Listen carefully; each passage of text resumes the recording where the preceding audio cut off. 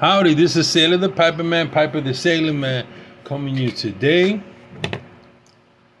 I want to thank the Almighty for the day, for the blessings. I just finished eating some good chicken my wife made with some rice and a nice salad. And so,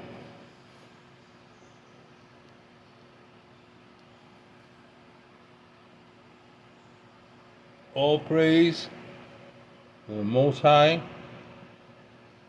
who heard my prayer. My dog was really ill. I really thought I was going to lose him. He seems to be bleeding out. I don't know, we gave him something or he caught something. I thought it was COVID. Animals can catch COVID.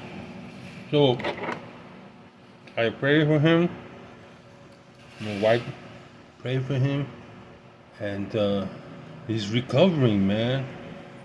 I was literally dying, not moving. And we lay hands. And you know, the scripture says that whatever you ask in Jesus Christ's name, it will be done. And I believe it. I have great faith.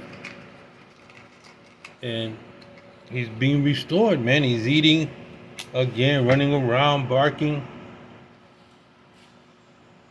And I'm very happy. My wife and I are just joyous because we love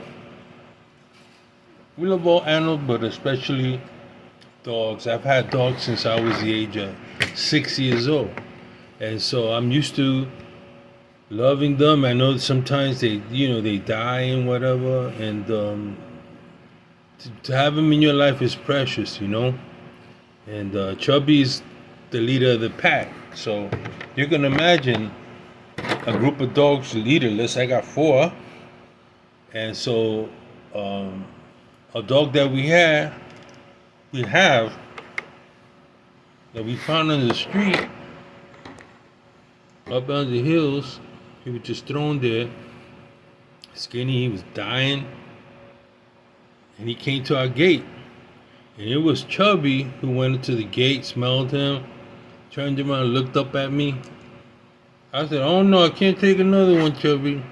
So my wife felt sorry and get outside the gate, kept giving her food, and since the temperature's 84, the dog just went under a tree up on the mountain, stayed there. Will come every morning. My wife giving him water, and the dog's smelling him, and they took a liking to him. And I said, you know, he's big. Bruno's big. He's like half pit, and I have small hound dog, hot dogs, you know, and I'm like, I'm afraid that one day, as big as he is, man, he can turn when they get older, you know. And my dogs are pests. They bark and are big dogs and stuff like that. And I didn't know his mannerisms. So I'm sitting in the couch.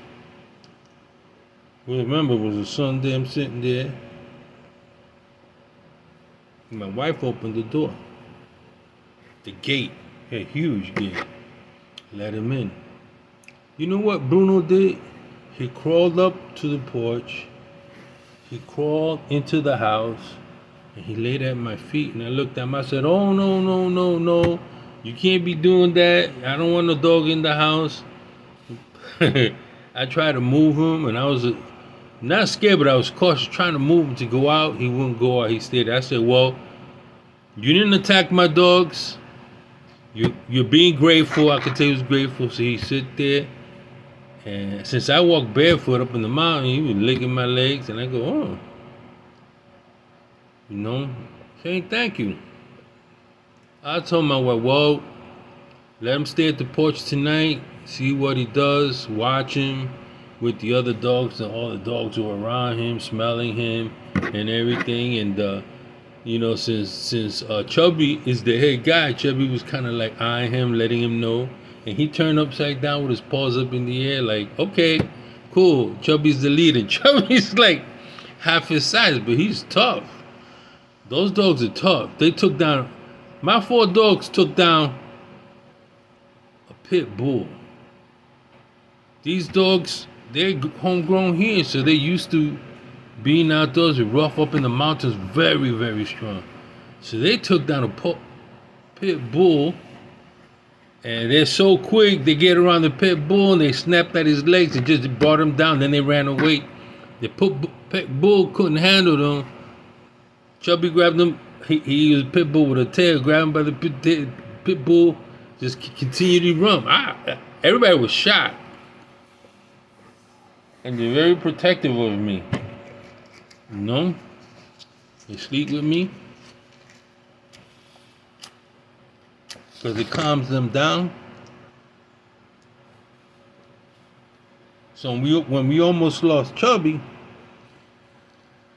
the pack was like following me around. You know, I'm the alpha male, so following me around. What's gonna happen to him and everything.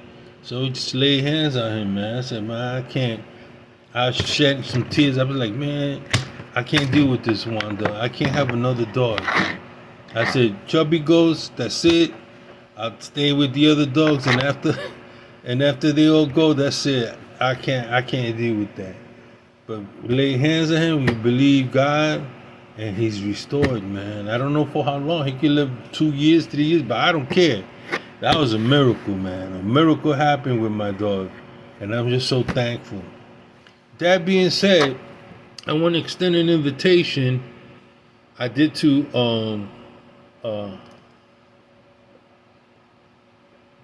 a couple of people already online for the very longest.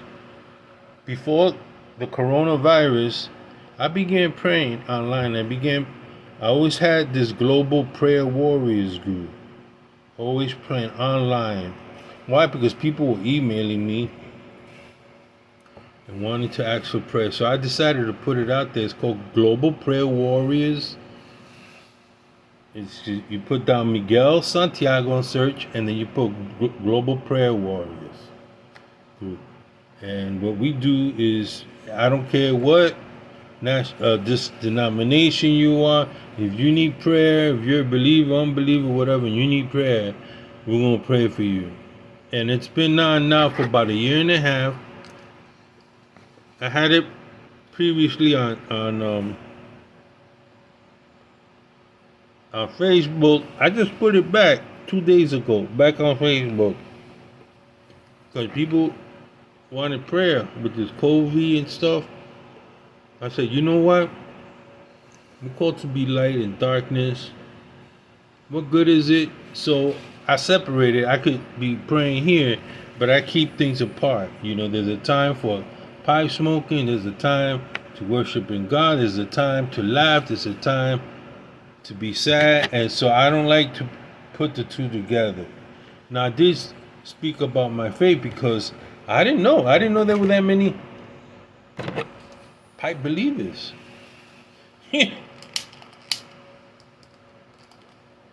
I did not know. All of a sudden, I kept going online as a Reverend Piper and another guy talking about God and another guy. I said, wait a minute. A lot of these Pipers are God-fearing. As long as you're God-fearing and you believe in God, I don't have a problem with you. I have a problem with atheists, you know?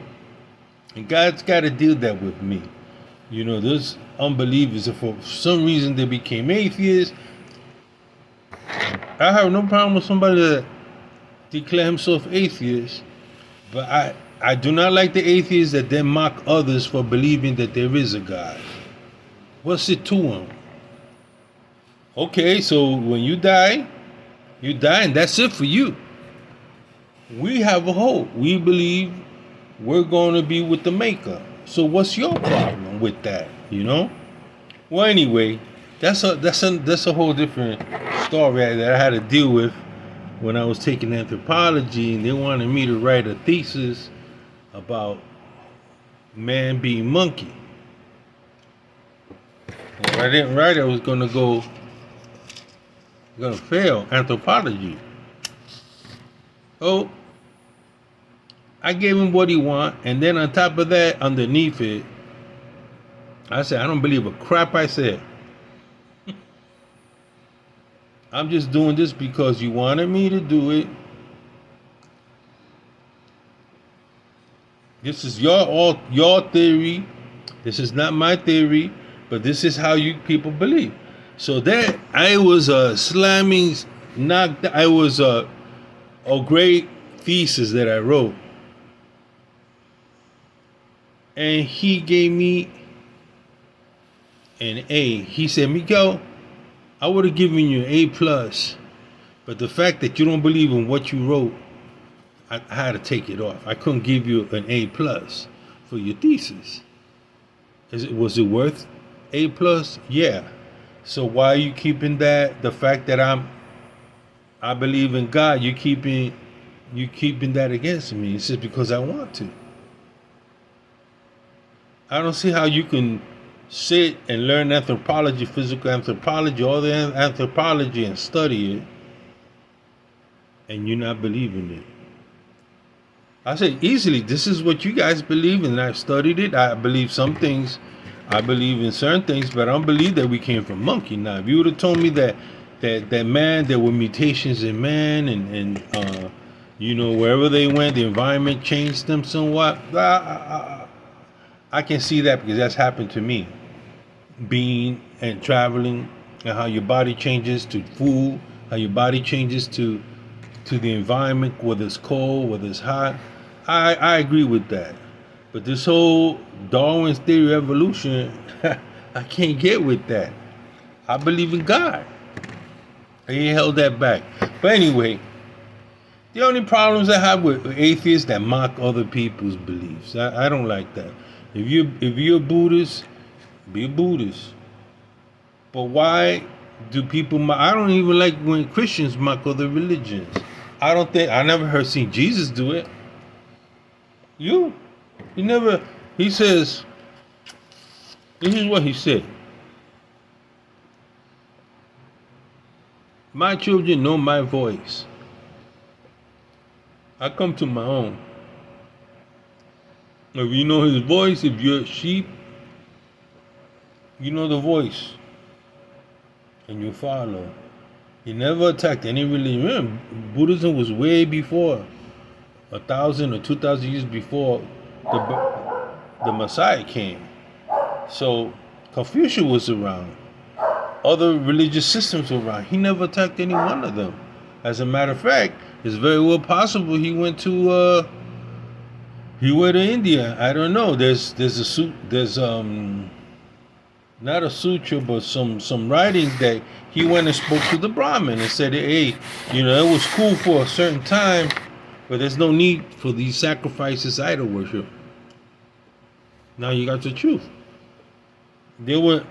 These Brahmins, according to the book, were so incensed that they went after to try to kill him, but he disappeared like he did back in Jerusalem in the temple when the Pharisees went after him. So it's very interesting that there's two narratives. Not only that, there were years that they call it the lost years. Was he in Tibet? Who knows? I can't say he wasn't, and I can't say he was.